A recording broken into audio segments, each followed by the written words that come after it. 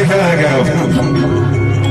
क्या गले हम खेले बाबा हम हमारे गाँव है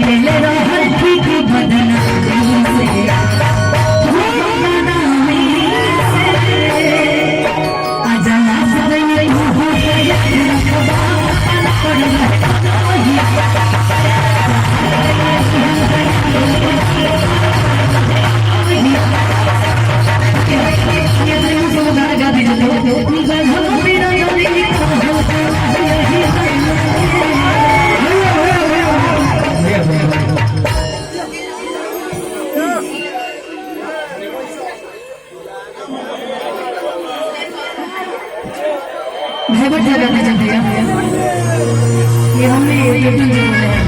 हेलो हेलो हेलो हेलो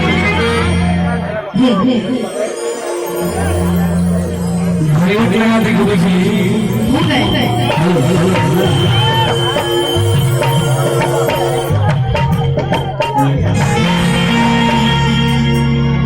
महाराज हम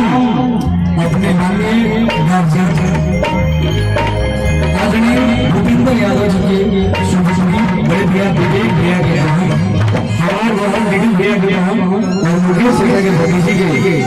बात मानने के शामिल बनी जाती है। तो जितने भी हमारे चाहने वाले भगवान की जनता है